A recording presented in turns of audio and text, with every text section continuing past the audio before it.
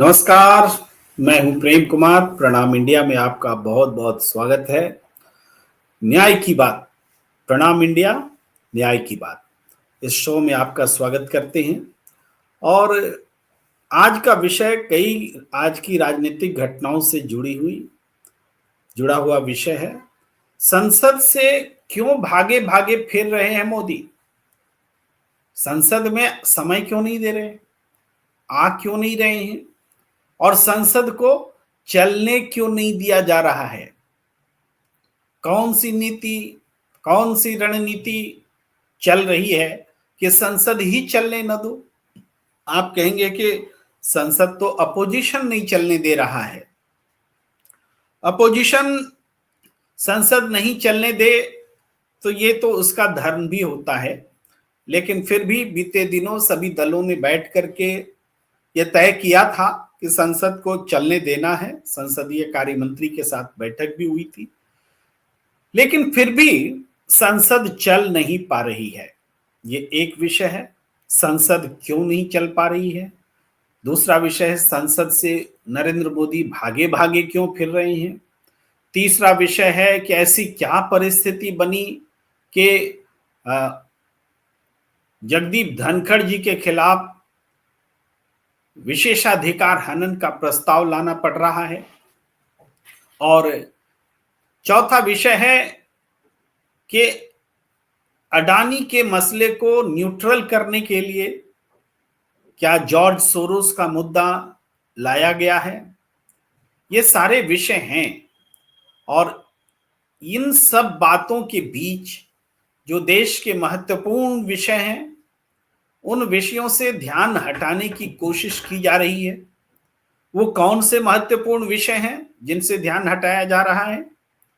वो सांप्रदायिकता का मसला है, संबल का मसला है, वो किसानों का मसला है जिनसे न सरकार ने बातचीत की, न दिल्ली आने दिया, पानी के फव्वारे बरसाए और बेचारों को लौटने के लिए विवश कर दिया। ये मुद्दा है मरकड़बाड़ी का, जहां ईवीएम के खिलाफ बैलेट पेपर से वोट कराने के लिए जनता सड़क पर उतर आई है, और वहां के जीते हुए प्रतिनिधि एनसीपी शरद पवार के विधायक, उन्होंने इस्तीफा देने का ऐलान किया है। गांव के लोगों के साथ रहने के लिए, आवाज को बुलंद करने के लिए। तो आप समझ रहे, हमने तीन चार मुद्दे गिनाए जो आज महत्वपूर्ण है। क्यों हो रहे हैं उस पर बात करेंगे, और किन तीन चार मुद्दों से ध्यान हटाने की कोशिश हो रही है वो भी हम आपके सामने रख रहे हैं। अब बात कहां से शुरू करें, ये बात जरूर है, लेकिन हम आपको बात शुरू करते हैं संसद से बाहर। और संसद से क्यों भागे भागे फिर रहे हैं मोदी, उसका भी जवाब तलाशते हैं।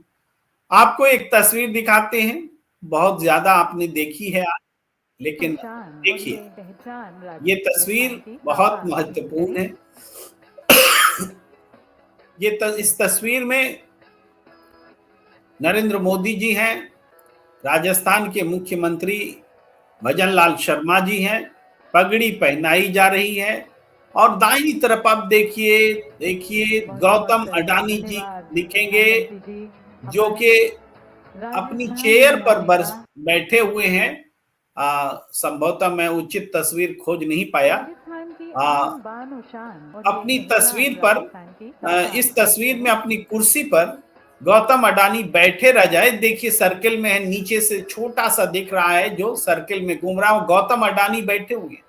आप समझिए, गौतम अडानी इस देश के प्रधानमंत्री को तुच्छ व्यक्ति समझता है। ऐसा व्यक्ति जिनको सम्मानित करते वक्त वो अपनी कुर्सी से उठ नहीं सकता, मानो लूला हो, लंगड़ा हो, विकलांग हो, बुजुर्ग हो। हमारे देश के प्रधानमंत्री का सरेआम अपमान हो रहा है, और अपमान अनजाने में नहीं हो रहा है, जानबूझकर हो रहा है। इस सभागार में बैठे हर व्यक्ति खड़े हो जाते हैं, लेकिन एक व्यक्ति बैठा रहता है, और वो न लूला है, न लंगड़ा है, न विकलांग है, न दिव्यांग है। लेकिन न बुजुर्ग है, कम से कम नरेंद्र मोदी से तो कम उम्र के, फिर भी वो अपनी चेयर पर बैठा हुआ है।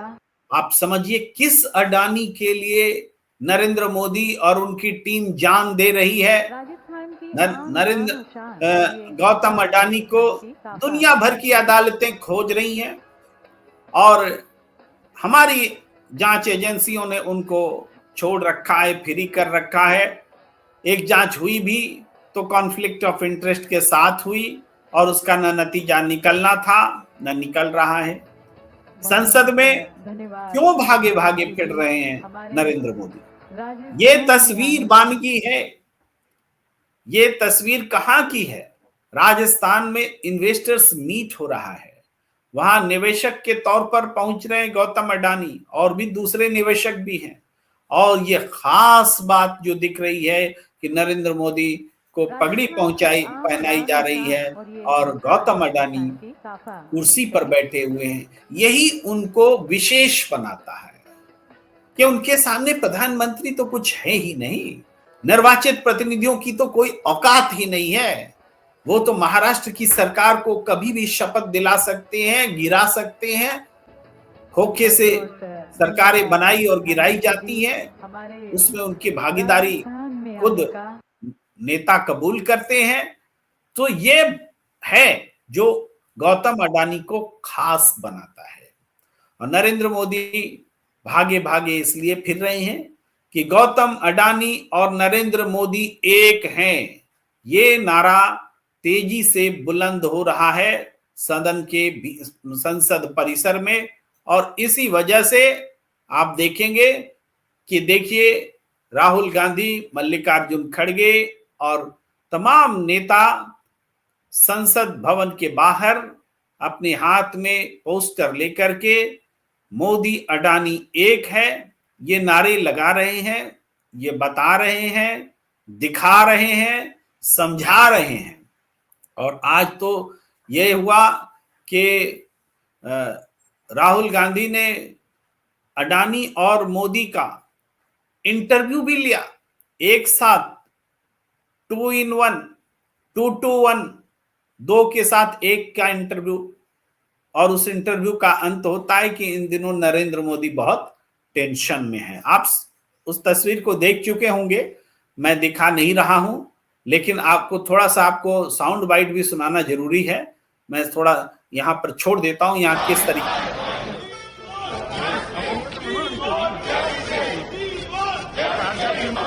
जिस प्रकार से ये सरकार मोदी जी और मोदी जी की पूरे सरकार किस प्रकार से गौतम अडानी जी को बचाने के लिए ये पूरा प्रयास किया जा रहा है, ये सब सर्वविदित है। आखिर क्या दिक्कत है? जब गौतम अडानी जी के वकीलों ने कुछ पैरवी कर दी, वही पैरवी मंत्री जी कर देते, आके वही पैरवी प्रधानमंत्री जी कर देते तो मामला खत्म हो जाता है। हम पर आरोप लगता है कि हम सदन में चलने दे रहे हैं। और आज क्या हो रहा है? 56 इंच का सीना जो था, देश प्रेम के लिए था या अडानी प्रेम के लिए था, इसका जवाब अब हम भी चाहते हैं। इन्वेस्टिगेशन हम भी चाहते हैं कि हजारों करोड़ों का जो घूस दिया गया है, जो यूएस कोर्ट ने इनको इंडाइट किया है, वो क्या ब्यूरोक्रेट्स को क्या था या सबसे ये सरकार जो चल रही है, ये सारे एमपी जो चिल्लम चोट कर रहे हैं, उनको क्या था?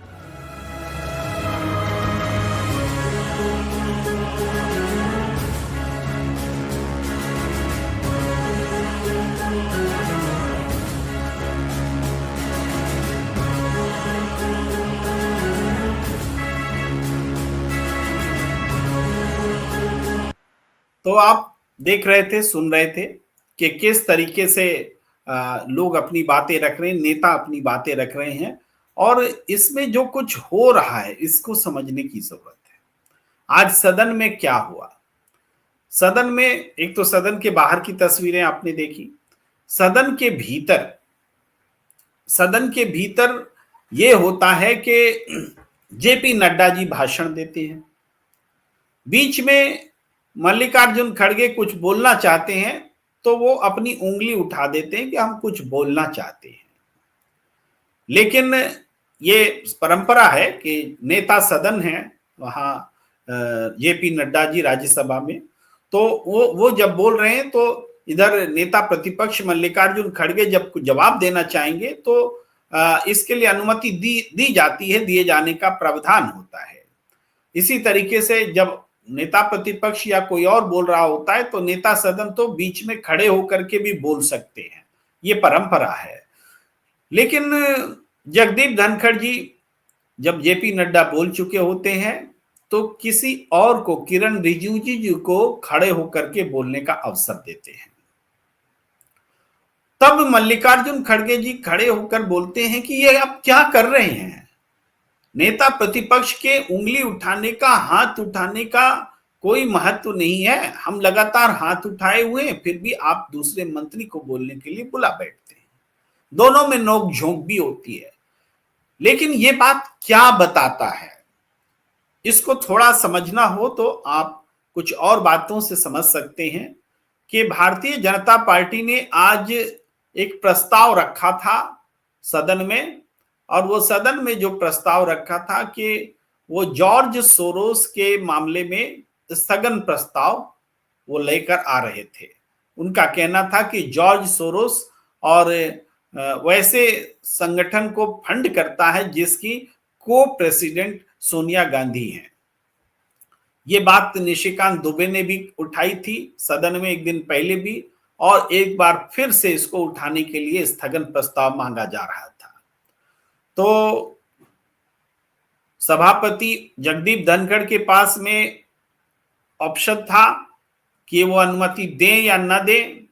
चूंकि अडानी के मामले में वो नहीं दे रहे हैं तो उन्होंने सोचा कि सोरोस के मामले में भी नहीं देते हैं ताकि जस्टिफाइड लगे और मैं न्यायाधीश की तरह दिखूं। लेकिन न्यायाधीश की तरह दिखने में और न्यायाधीश होने में बहुत फर्क होता है। उन्होंने मना तो कर दिया स्थगन प्रस्ताव को, लेकिन पूरे सदन का तमाशा बना दिया। वो बारी बारी से करीब मतलब 15 मिनट और 15 मिनट कुल मिला के 28-29 मिनट तक बीजेपी नेताओं को बार बार बोलने का, नाम ले करके बोलने का अवसर देते रहे कि वो सोनिया गांधी और जॉर्ज सोरोस के बीच संबंध स्थापित करें, बताएं और कि इन दोनों के बीच सांठगांठ है और ये देश के खिलाफ काम करते हैं। इन बातों को वो सदन में जोर शोर से उठाते रहे। यानी जो अवसर अपोजिशन को नहीं दिया जा रहा है कि गौतम अडानी, जिनको दुनिया की अदालतें खोज रही हैं, जैसे कहते थे ना वो किसी फिल्म में कि हमारे पीछे तो देश भर की पुलिस लगी हुई है, अमिताभ बच्चन का कोई फिल्म था, उसी तरह से दुनिया भर की अदालतें लगी हुई हैं गौतम अडानी के पीछे। लेकिन गौतम अडानी को बचाने के लिए हिंदुस्तान की सरकार लगी हुई है, नरेंद्र मोदी लगे हुए हैं। क्यों लगे हुए हैं ये आपको समझने में मुश्किल नहीं होनी चाहिए। थोड़ी देर पहले हमने आपको तस्वीर भी दिखलाई। जो व्यक्ति देश के प्रधानमंत्री को इतना तुच्छ समझता हो कि प्रधानमंत्री के सामने सार्वजनिक समारोह में अपनी कुर्सी से उठने की एक जो तमीज होती है वो भी नहीं दिखाता हो, तो आप समझ सकते हैं कि वो किस कदर से उन्होंने पूरी सरकार को अपनी मुट्ठी में कर रखा है। ये सरकार जो अडानी चाहते हैं वही होता है, सरकार वही करती है जो अडानी चाहता है। तो ये बात अब साबित हो गई है और इस चीज को साबित करने में राहुल गांधी सफल रहे हैं, सक्सेसफुल रहे हैं। अब ये भी बात आती है कि जो कोशिश सरकार की ओर से हो रही कि गौतम अडानी के बारे में बात न हो, ये कोशिश सरकार की ओर से तो हो ही रही है, लेकिन गौतम अडानी कोई ऐसे व्यक्ति नहीं है जिनके पास सिर्फ केंद्र की सरकार हो। उनके पास राज्यों की भी कई सरकारें हैं, उनके पास विभिन्न दलों में भी अपने अपने लोग हैं। तो वो एक ऐसी कोशिश कर रहे हैं कि जिस संघर्ष को राहुल गांधी और उनके नेतृत्व में कांग्रेस और किसी हद तक इंडिया गठबंधन भी जिस मुद्दे को जोर शोर से उठा रहे हैं, उस खेमे में कुछ विरोध पैदा करा दिया जाए। और विरोध कैसे हो सकता है? तो जाहिर बात है, देश में बहुत सारे मुद्दे हैं और मुद्दों की प्राथमिकताएं हम आप भी बात करें तो हमें भी मतभेद हो सकता है। कौन सा मुद्दा पहले उठाना चाहिए, कौन सा मुद्दा ज्यादा जनहित का है, ज्यादा फौरी है, ज्यादा जरूरी है, तो इसको लेकर के ये बातें उठाई जाने लगी हैं। इंडिया गठबंधन में भी ऐसे सुर देखने को मिले हैं कि अडानी को बोलने से, अडानी का मुद्दा से जनता का कनेक्ट नहीं है, जनता का डायरेक्ट भला नहीं है, ऐसा भी कहने वाले लोगों की कमी नहीं है। लेकिन जो लोग ये समझते हैं कि अडानी एक व्यक्ति का नाम नहीं है, एक उद्योगपति का नाम नहीं है, एक कारोबारी का नाम नहीं है, अडानी एक करप्ट सिस्टम का नाम है जो गलत तरीके से कारोबार करता है, गलत तरीके से टेंडर हासिल करता है, गलत तरीके से सरकारें बनाता है, गिराता है, सरकारों को अपनी मुट्ठी में रखता है, प्रधानमंत्री के सामने चेयर पर उठने की जहमत नहीं उठाता। ऐसे सिस्टम के सरगना का नाम है गौतम अडानी। और ये निश्चित रूप से इस सब का जो परिणाम होता है वो परिणाम नौकरी के अवसर घटने में होता है, छटनी में होता है, बेरोजगारी बढ़ने में होता है, आमदनी घटने में होता है, महंगाई बढ़ने में होता है, कारोबार के बैठने में होता है, लघु और छोटे उद्योगों की तबाही के रूप में होता है, जीडीपी के ग्रोथ रेट में कमी आने के रूप में होता है। यानी ये गौतम अडानी नाम का सिस्टम देश को अपनी कीमत पर बर्बाद कर रहा है, अपने फलने फूलने की कीमत पर देश को बर्बाद कर रहा है और सरकार को अपनी मुट्ठी में लिया हुआ है। अब समझ सकते हैं कि ये मुद्दा किसी भी मुद्दे के मुकाबले सबसे बड़ा है। चाहे मरकड़वाड़ी में संघर्ष कर रहे लोग हो, वो लोग किससे संघर्ष कर रहे हैं? चुनाव चोरी या ईवीएम के माध्यम से घपला या मतदाता सूची में हेरफेर या टर्न आउट में घपला, इन तमाम का तरीकों से, या नोट के दम पर नोट बांटकर चुनाव जीतना, या उम्मीदवार तमाम तरह के खड़े करके वोटों को बांटना, या चुनाव के वक्त में नेताओं की खरीदारी करना, उधर से इधर करना, और जिसको माइक्रो मैनेजमेंट और तमाम चीजें कहते हैं, ये सब कौन कर रहा है?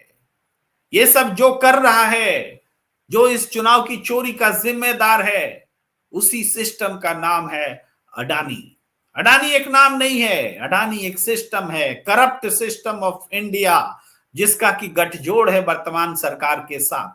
और इस वजह से ये लड़ाई सबसे अहम है। सांप्रदायिकता का मुद्दा संभल में जिस तरीके से उकसाया गया, मुसलमानों को पथराव की स्थिति बनाई गई और फिर पथराव करने वालों पर जोर जुल्म हुआ, हिंदू मुसलमान हुआ, जिस तरह से कानून का दुरुपयोग हुआ, न्यायालय सुप्रीम कोर्ट से भी 1991 के वर्शिप एक्ट का जिस तरीके से दुरुपयोग करने के लिए पिंडारा बॉक्स खोल दिया गया, यह भी बहुत बड़ा मुद्दा है। इसको छोड़ा नहीं जा सकता और यह मुद्दा छोड़ा भी नहीं गया है। भाई संसद में अखिलेश यादव जी ने आवाज उठाई, यहां संसद से बाहर सड़क पर राहुल गांधी भी संभल जाने के लिए निकले, उनको नेता प्रतिपक्ष होने के बावजूद वहां जाने नहीं दिया गया। ये बातें हैं, वो मुद्दा कम नहीं हुआ है। मुद्दा का मतलब क्या है? ये बताना कि देश में गलत हो रहा है और जो पीड़ित है उसके साथ खड़ा होना, उसके लिए आवाज उठाना, यही तो मुद्दा उठाना है। और ये मुद्दा उठाने में निश्चित रूप से राहुल गांधी, कांग्रेस, इंडिया गठबंधन एक कामयाब अब तक रहा है। इसमें कुछ बातें और आप जोड़े, आज की घटना जो हम संसद की बता रहे हैं, उस घटना का आज क्या नतीजा निकल रहा है? जो कुछ संसद में हुआ, जो हमने आपको ब्रीफ किया, थोड़ा और आपको मैं मल्लिकार्जुन खड़गे जी की बाइट में के जरिए बताता हूं। उसके आगे जो और घटनाएं घटी हैं उस पर फिर मैं बात करता हूं। बहुत बड़ी बड़ी घटनाएं घट रही हैं, आप सुनिए। आप तो कहते हैं नहीं मेरे पर आरोप लगाने की बजाय नहीं आप आरोप अपनी बात नहीं। कहिए ना। अगर आपका ध्यान इधर आ गया तो मुद्दे पे आऊंगा मैं। हाउस को नहीं चलाना ये अगर तय करके आए हैं तो ये democracy, you are killing the democracy, you are killing the democracy. Leader of the opposition honourable, please take your seat. Honourable leader of the opposition. देखिए साहब, मैं बहुत देर से अपना हाथ उठा के रखा था, लेकिन जब लीडर ऑफ द हाउस कुछ बात बोले तो उससे मेरी सहमति नहीं थी, इसीलिए मैंने उंगली उठा के आपका ध्यान आकर्षण करने की कोशिश की, लेकिन आपने मुझे मौका नहीं दिया। आप मंत्री को बुला लिए, तो ये अच्छा नहीं।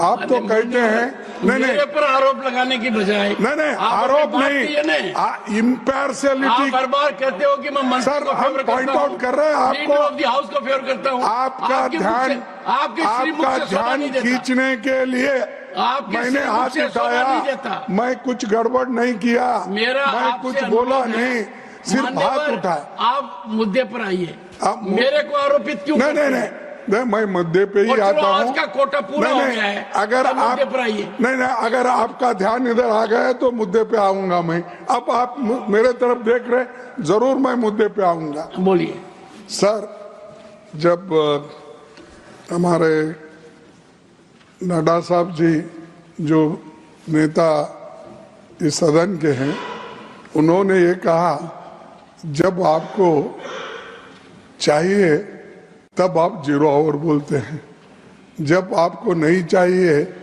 तो आप उसको नकारते हो।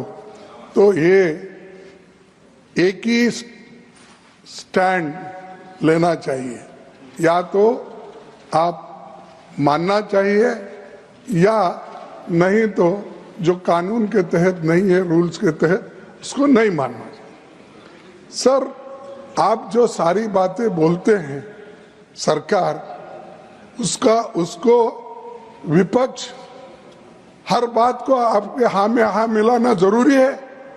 अगर गलत है तो भी जरूरी है। यहाँ के लोग इस मंसूबे से आए हैं, मैं माफी चाहता हूं उनसे और आपसे भी, कि हाउस को नहीं चलाना ये अगर तय करके आए हैं तो ये democracy, you are killing the democracy, you are killing the democracy.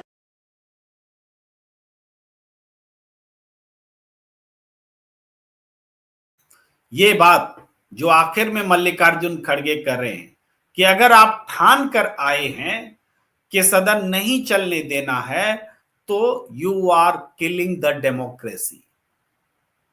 समझिए कौन किसको कह रहा है।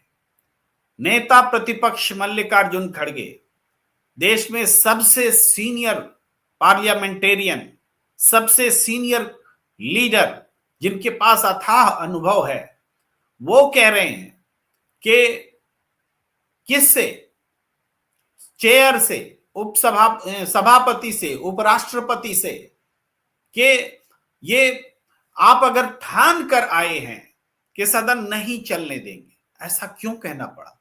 जब सभापति ठान कर आए कि सदन नहीं चलने देना है तो इसका मतलब क्या है? क्यों ऐसा कह रहे हैं? इस पूरे गेम प्लान को समझिए।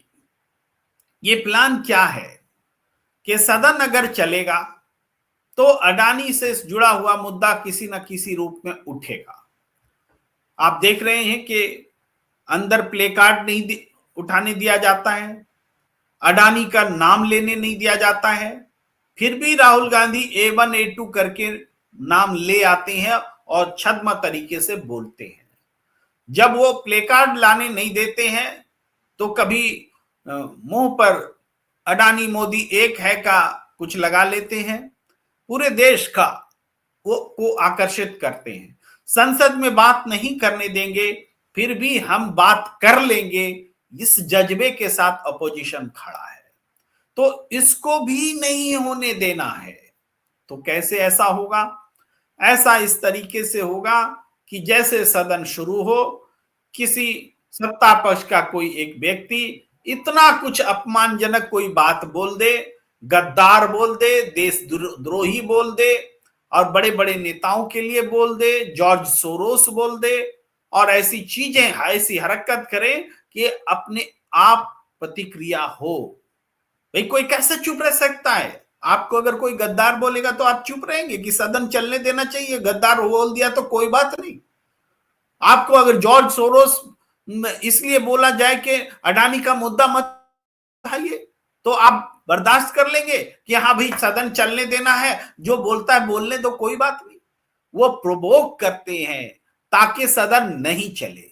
और जब इसके लिए भी अपोजिशन किसी तरह से एकोमोडेट कर लेता है कि सदन को चलने देना चाहिए, तब सभा चेयर पर बैठे हुए व्यक्ति कैसे सदन को खत्म करने के लिए कोशिश करते हैं, उसका उदाहरण आज देखने को मिला कि नेता प्रतिपक्ष को उंगली उठाए हुए हैं, हाथ उठाए हुए हैं कि बोलना है, लेकिन जो उनका अधिकार है, जो देना ही चाहिए, मिलना ही चाहिए, लेकिन उसकी तरफ ध्यान न दे करके किसी और मंत्री को बोलने के लिए बोल दिया जाता है। आज देश ने देखा, स्थगन प्रस्ताव बीजेपी का नहीं माना चेयर ने, लेकिन इसके बावजूद आप बोलिए एक एक को करके 30 मिनट तक सोनिया गांधी के खिलाफ भाषण करवाया गया। क्यों? ताकि इसकी प्रतिक्रिया हो और सदन ना चले।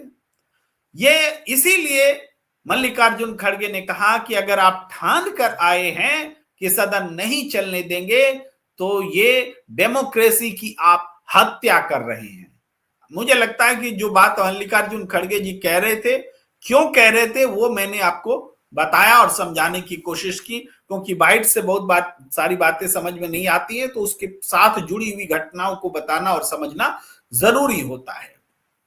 अब थोड़ी चर्चा इसकी भी होनी चाहिए कि आखिर ये जॉर्ज सोरोस वाला मसला क्या है। उस जॉर्ज सोरोस वाले मसले पर क्यों नहीं बात होनी चाहिए? बिल्कुल बात होनी चाहिए, लेकिन कब होनी चाहिए? जॉर्ज सोरोस कोई आज का उद्योगपति है। जॉर्ज सोरोस पर आरोप लग रहे हैं कि वो दुनिया भर में फंडिंग करते हैं। तो फंडिंग आज शुरू किया क्या उसने?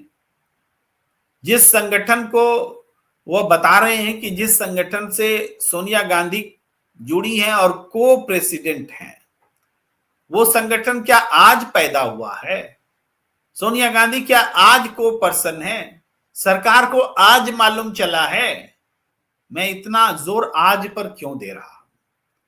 इसलिए कि आज सबसे बड़ा मुद्दा जिसने नरेंद्र मोदी सरकार को बेचैन कर रखा है, वो है अडानी के भ्रष्टाचार का मुद्दा, वो है चुनाव चोरी का मुद्दा, वो है किसान का मुद्दा, वो है सांप्रदायिकता का मुद्दा, वो है तरह तरह से अपोजिशन को परेशान करने का मुद्दा। ये सारे मुद्दे हैं।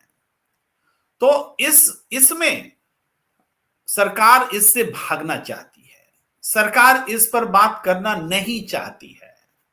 इसके लिए क्या किया जाए? तो इसके लिए सरकार ने तरीका अपनाया है कि सदन को चलने मत दो। ऐसा इस देश के इतिहास में नहीं हुआ कि खुद सदन चलाने की जिनकी जिम्मेदारी है, वही सदन नहीं चलने देने के लिए पैंतरे चल रहा हो। ऐसा इस देश में पहले देखा नहीं गया था। लेकिन पहले जो नहीं हुआ है वो अब नहीं होगा, इसकी कोई गारंटी तो है नहीं। अब ये हो रहा है। अब नतीजा ये हुआ है कि अपोजिशन ने ये साफ तौर पर कहा है। आज आपने दिग्विजय सिंह जी को भी सुना, उन्होंने कहा कि हमने अपने पूरे जीवन में इतना पक्षपाती चेयर को, यानी सभापति को, उपराष्ट्रपति जी राज्यसभा के आसन पर बैठे आसंदी, इतना पक्षपाती हमने नहीं देखा था। दिग्विजय सिंह कोई आज के नेता है, उन्होंने भी अपना एक्सपीरियंस इसी रूप में व्यक्त किया। अब सभी दलों ने एकजुट होकर के जगदीप धनखड़ के खिलाफ विशेषाधिकार हनन का नोटिस देने का फैसला किया है और इसमें कोई मतभेद भी नहीं है। इसमें सभी दल साथ हैं। आपको याद होगा जब पिछला सत्र चल रहा था तो उसके आखिरी घड़ी में किस तरीके से समाजवादी पार्टी की सांसद जया बच्चन के साथ में आसन ने व्यवहार किया था और जया बच्चन जी ने जवाब भी दिया था और उस समय ये तय हुआ था कि हम विशेषाधिकार हनन का नोटिस लाएंगे, लेकिन वक्त नहीं मिला, सत्र अवसान हो गया। फिर जब नया सत्र शुरू हुआ तो सबने सोचा चलिए थोड़ी पुरानी बात हो गई, एक और मौका देते हैं। लेकिन ये आसन मौका पाने का अधिकारी नहीं है, ये तो पक्षपात करने पर आमादा है और इस कारण से विपक्ष ने विशेषाधिकार हनन का नोटिस देने का फैसला किया है। विशेषाधिकार प्रिविलेज मोशन जिसको बोलते हैं अंग्रेजी में, प्रिविलेज मोशन जो है अगर पास हो जाता है तो पास हो जाने की स्थिति में जगदीप धनखड़ को इस्तीफा देना पड़ेगा अपने पद से। लेकिन संख्या जो है ये कहती है कि ऐसा नहीं होगा।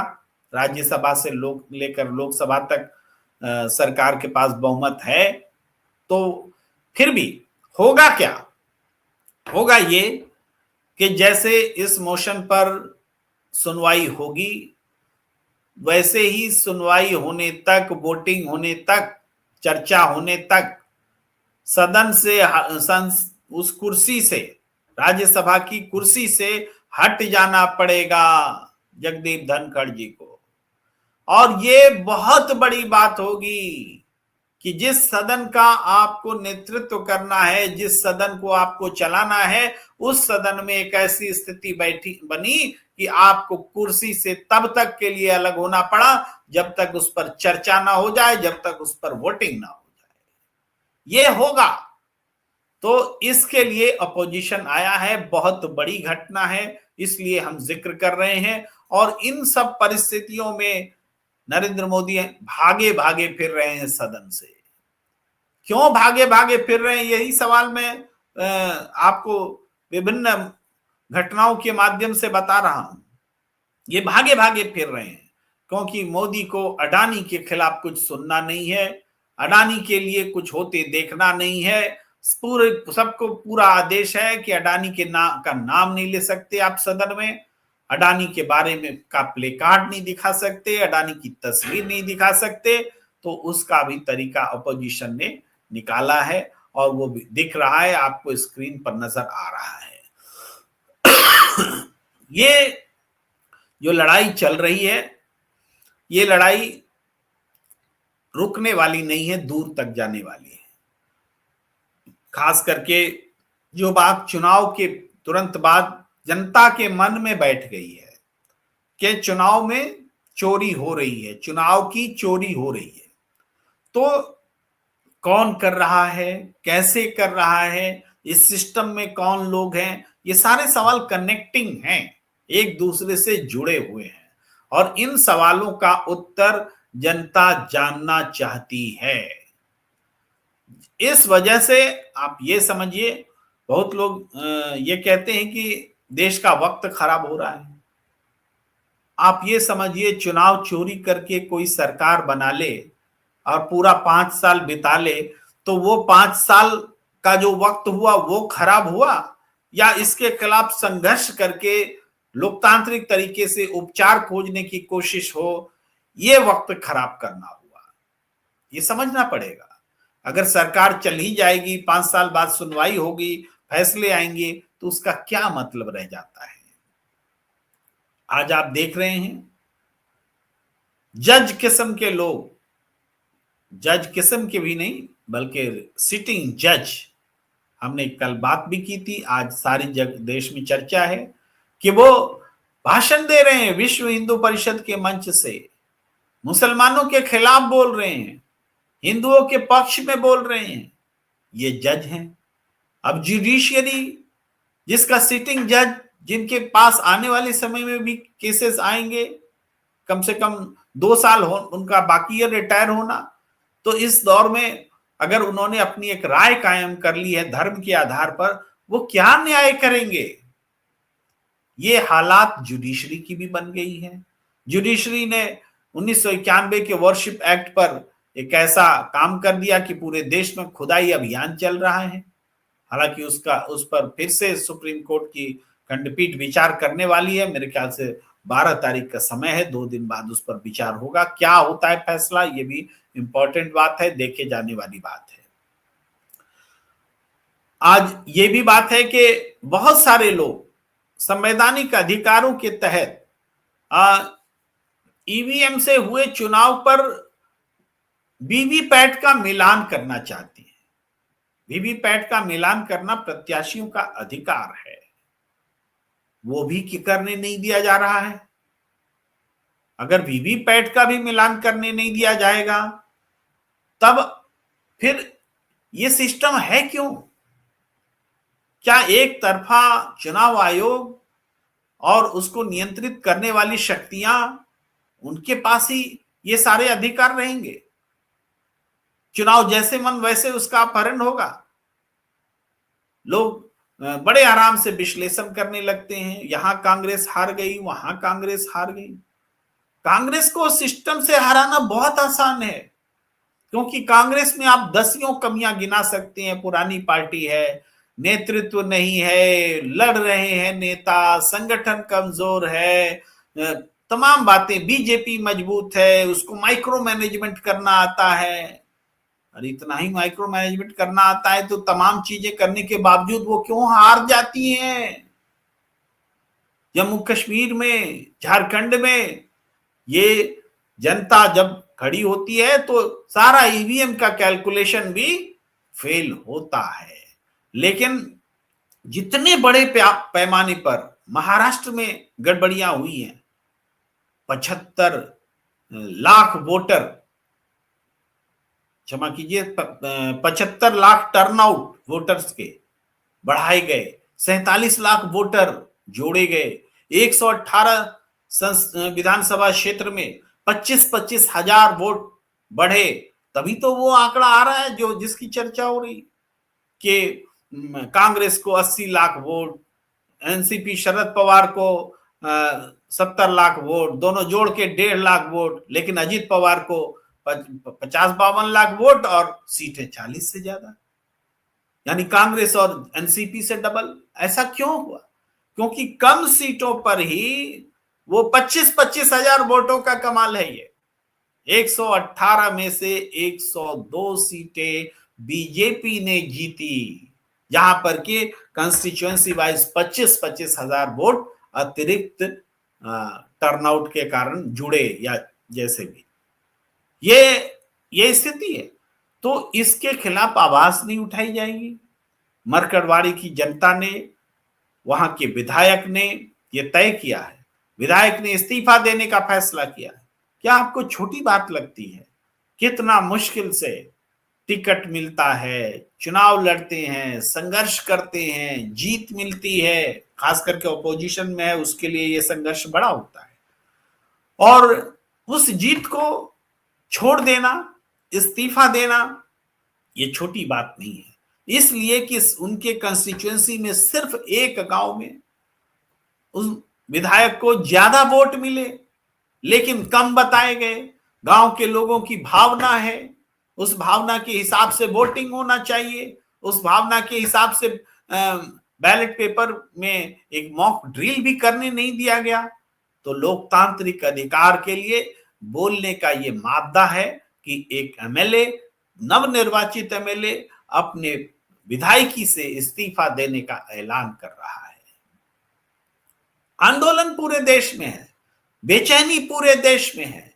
ये बेचैनी एक रूपता के साथ फोकस होकर के इकट्ठा होने का समय कब आता है, इसी का इंतजार है। इसके लिए ही कोशिशें हो रही हैं, और निश्चित रूप से जो बातें इधर उधर से इंडिया गठबंधन के लिए पैदा होती हैं वो चिंताजनक बातें हैं, क्योंकि फोकस होना, फोकस होकर के, एकजुट होकर के संघर्ष करना, ये बहुत जरूरी हो गया है, बहुत जरूरी हो गया अब कुछ प्रतिक्रियाएं भी हम ले लेते हैं। शहीद नहीं हलाला का समर्थन करते हो या नहीं?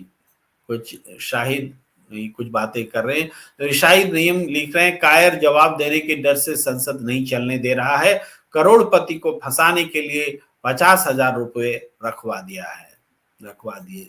कुछ कहना चाह रहे हैं, मेरी समझ में नहीं आया। रुद्रा जी लिख रहे हैं, प्रेम सर सच बोल रहा हूं, कांग्रेस साफ हो जाएगी।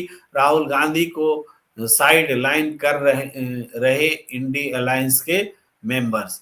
आप सच क्या बोलेंगे? सच तो वक्त बताता है। आप अपनी राय रखिए और इंडी अलायंस की चिंता छोड़िए। जनता जो उद्वेलित है, जनता जो बेचैन है, उस बेचैनी से जुड़िए तो बातें समझ में आएंगी। अब्दुल हमीद कह रहे हैं, सर जब इंसान किसी के पैसे पर पलता है, ऐश करता है, तो उसकी इज्जत वो अडानी सेठ नहीं करता। आप अपनी बात कह रहे हैं। रुद्राज लिख रहे हैं, आप लोग सच में भारत को डिक्टेटरशिप की तरफ ले जा रहे हैं। लीजिए, अब डिक्टेटरशिप आएगा तो उसके लिए भी हम ही लोग जिम्मेदार हैं। और अरविंद त्यागी ये लिख रहे हैं, एक धर्म को भारत पाल रहा है, लेकिन वह धर्म इज्जत नहीं करता भारत की सही कहा। कोई किसी को पालता नहीं है, यह आपकी सोच में कहीं ना कहीं खोट है। क्योंकि एक धर्म, इतने सारे धर्म में किसी को कौन पालेगा? भारत मतलब देश, और जो इस देश में रहते हैं सारे लोग यहीं के हैं। हमें कोई दूसरा पालेगा क्या? दूसरे को क्या हम पालेंगे? ये देश अपने आप में क्या है? सभी मिलाकर के तो देश है। आदमी ही हटा दीजिएगा तो देश नहीं होगा। जैसे ईंट और गारे से बना हुआ स्ट्रक्चर मकान जो होता है वो घर नहीं होता। मकान हो सकता है, घर नहीं होता। घर तो परिवार के सदस्यों से बनता है। वैसे ही देश इंसान से बनता है, इंसानियत से बनता है। इंसान और इंसानियत खत्म हो जाए तो देश खत्म है। फिर हम उसको पाल रहे हैं, वो हमको पाल रहा होगा, यही चलेगा। रुद्रा जी लिखते हैं कि सर रीजनल पार्टी अब डर गई है कांग्रेस के इन हरकतों की वजह से। ये डर गई है कि अडानी इफेक्ट है, इसको समझना पड़ेगा रुद्रा जी। अडानी इफेक्ट बहुत दूर तक है। जिसको कांग्रेस बोले तो कैसे बोले, भाई गठबंधन में है तो बोले कैसे? और गठबंधन के लोग जो हैं उनको चिंता नहीं है कि कांग्रेस को हम नाराज कर रहे हैं, नहीं करना चाहिए, उनको चिंता नहीं है। इंडिया गठबंधन टूट सकता है, ये उनको चिंता नहीं है, सिर्फ उनको अपनी चिंता है। तो इसका मतलब है वो अपने मन से नहीं, किसी इफेक्ट से बोल रहे हैं, और वो इफेक्ट आज देश में अडानी इफेक्ट है। नमस्कार जी, गुलाम सिंह राजपूत जी नमस्कार कर रहे हैं। अरविंद त्यागी जी कह रहे हैं, शहीद नहीं मैंने पहले ही, शायद नहीं शाहिद के लिए कह रहे हैं, मैंने पहले ही कह दिया था, आप जवाब नहीं दोगे। अगर नहीं दे रहे हैं तो जबरदस्ती क्यों? जवाब देना जरूरी है क्या? रुद्रा जी कह रहे हैं, एनसीपी उद्धव ठाकरे सब ममता बनर्जी से मीटिंग करने को बोल रहे कि न्यू लीडर को हो इंडी अलायंस का। चलिए, ममता बनर्जी को जब देश की जरूरत थी, जब इंडिया अलायंस को जरूरत थी, तब तो सामने नहीं आई थी। अब जब उनका चुनाव खत्म हो गया, ना निकट भविष्य में चुनाव है, तो अब बंगाल में बैठ करके इंडिया गठबंधन नहीं चलेगा, उसके लिए बंगाल छोड़ना पड़ता है। रुद्रा जी लिख रहे हैं, शाहिद भाई कुछ तो सीख, अभी सीरिया में क्या हुआ? सीरिया में क्या हुआ उसमें शाहिद भाई को क्या जरूरत है बोलने की? अरविंद त्यागी जी कुछ नियोग के बारे में बोलो। चलिए, परस्पर बातें जो हो रही हैं, मैं इन बातों में पढ़ना नहीं चाहता। कोई अगर गंभीर बात है, कोई बड़ा सवाल है तो जरूर लूंगा। श्री किरण जी कह रहे हैं, पार्लियामेंट के बाहर मोदी अडानी का इंटरव्यू लेते हुए राहुल गांधी ने लिए ऐसे मजे। ये निश्चित रूप से वो जो मजे हैं सबने देखा है, इसलिए मैंने उस वीडियो को मैंने नहीं दिखाया, क्योंकि दिखाने के लिए बहुत सारी बातें थी और हैं। इस तरीके से चलिए हम और आगे बढ़ते हैं। श्री किरण जी लिख रहे हैं, सीरिया के भी भयानक बैंकर होगा रंगा बिल्ला गैंग का, अंत होना तय है, इसमें कोई शक नहीं। और जैसन फ्रांसिस जी गुड इवनिंग कह रहे हैं, आपको भी गुड इवनिंग। और पटेल धोते हम हैं, अरविंद त्यागी जी कुछ कह रहे हैं। चलिए, श्री किरण जी के लिए भी कुछ टिप्पणी। मैं आगे बढ़ता हूं। खबर को प्रतिक्रियाएं। पायस पटेल जी लिखते हैं, अरविंद रुद्र दोनों चमचे यहां आ जाते प्रेम सर, सीधे साधे आदमी के पैनल पर चैनल को बदनाम कर दिया। देखिए, मैं इस पर भी कोई टिप्पणी नहीं करूंगा। मैं उम्मीद करता हूं कि लोग सीरियस हों, बातें सुने, गंभीर सवाल रखें, और मुझे उतना समय नहीं होता कि मैं प्रतिक्रियाओं को छांट सकूं। ये बहुत मुश्किल काम होता है, चाहे कि रनिंग कमेंट्री करते समय आप प्रतिक्रिया छांटे अपने आप खुद से, तो ये एक मुश्किल काम जरूर है, लेकिन आप हमारी मुश्किलें बढ़ाएं नहीं, मैं उम्मीद करता हूं। एनोनिमस लिख रहे हैं, किरण जी आपने रुद्रा जी बड़े ज्ञानी हैं, उनसे मत उलझो। चलिए, मैं थोड़ा जैसन फ्रांसिस जी के लिए, ये जो अंधभक्त हैं किसके हैं, मोदी के या अडानी के? हाँ, ये बड़ा सवाल आपने कर दिया जैसन फ्रांसिस जी। अंधभक्त जो हैं वो शुरू तो हुए मोदी जी के लिए, बीजेपी के लिए। हिंदू राष्ट्र बनाना चाहते थे ये लोग, और हिंदू राष्ट्र बनाते बनाते हिंदुस्तान को ही तोड़ने की का माहौल बना बैठे हैं या बना रहे हैं। और इस बीच में इन सब पर दौलत का खेल हुआ, और अडानी ने मोदी को ही हड़प लिया। बेचारे अंधभक्त, अब करें तो क्या करें, जिनकी भक्ति कर रहे थे उन्हीं की ही निष्ठा जो है अडानी को ही राष्ट्र समझ बैठे।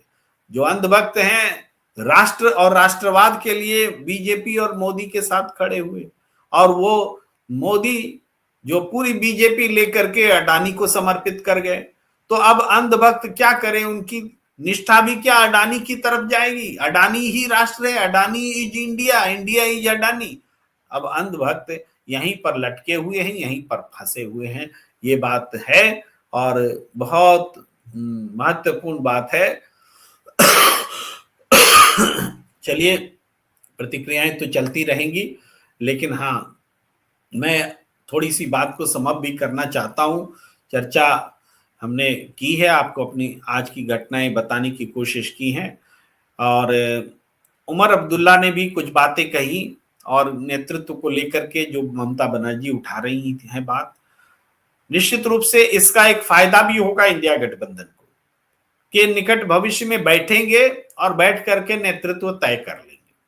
अगर नेतृत्व तय हो गया मीटिंग में बैठ करके, तो वो एक अच्छा समय ही आने वाला होगा। हाँ, मीटिंग ना हो और बाहर में नेतृत्व तय होने लगे तो ये बुरे समय भी आ सकते हैं, गठबंधन टूट भी सकता है।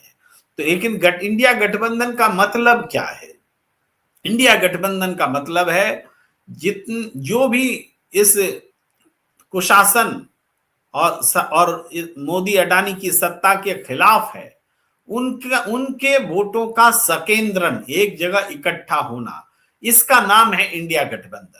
अब इसमें राष्ट्रीय पार्टियां हैं, क्षेत्रीय पार्टियां हैं, और आज आम आदमी पार्टी भी चुनाव लड़ रही है ना दिल्ली में, कांग्रेस भी लड़ रही है, एक दूसरे के खिलाफ ही लड़ेंगे।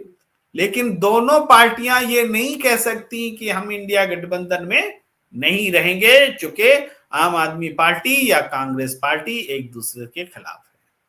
ममता बनर्जी क्या कह सकी थी कि हम इंडिया गठबंधन में नहीं हैं, नहीं रहेंगे? क्योंकि इंडिया गठबंधन से हटने का मतलब होता है मोदी, अडानी और कुशासन, तानाशाही के खिलाफ जो देश में वोट है, सांप्रदायिकता के खिलाफ जो देश में वोट है, उसका बंट जाना होता है। इसलिए ममता बनर्जी को कहना पड़ता है कि हम इंडिया गठबंधन के साथ हैं, इसके बावजूद कि वहां गठबंधन में न लड़े। आम आदमी पार्टी को कहना पड़ता है या कांग्रेस को कहना पड़ता है कि हम इंडिया गठबंधन में हैं, इंडिया गठबंधन मेरा है, क्योंकि यही वो जगह है जहां वो इस तानाशाही व्यवस्था के खिलाफ वोट इकट्ठा होता है। ये है इंडिया गठबंधन। ये गठबंधन ऐसे टूटने वाला नहीं है, फेविकोल का जोड़ है, टूटेगा नहीं, ये बात समझ लीजिए, क्योंकि इसका एक लॉजिक है। इंडिया गठबंधन का लीडर तो कांग्रेस नहीं है, लेकिन परिस्थिति ने उनको ऐसा बना दिया है कि वो लीडरशिप अघोषित रूप से कर रहे हैं। तो घोषित रूप से लीडरशिप तय हो, ये लड़ाई और मजबूत होगी। संसद से भागे भागे फिर रहे हैं, एक समय आएगा जब शेख हसीना बन जाएंगे हिंदुस्तान के। ये भी समझ में समय आएगा, प्रतीक्षा करिए। हमारे दर्शक भी कह रहे थे, ये हमारा आकलन है, भविष्यवाणी है। और चलिए आज की चर्चा को यहीं पर विराम देते हैं और आप सबसे आग्रह कि प्रणाम इंडिया को लाइक कीजिए, सब्सक्राइब कीजिए, शेयर कीजिए, ज्वाइन का बटन दबाइए और हाँ, एक्स पर आप चाहें तो हमारे साथ जुड़ सकते हैं @AskThePremKumar। और हमें दीजिए इजाजत। नमस्कार, शुभ रात्रि।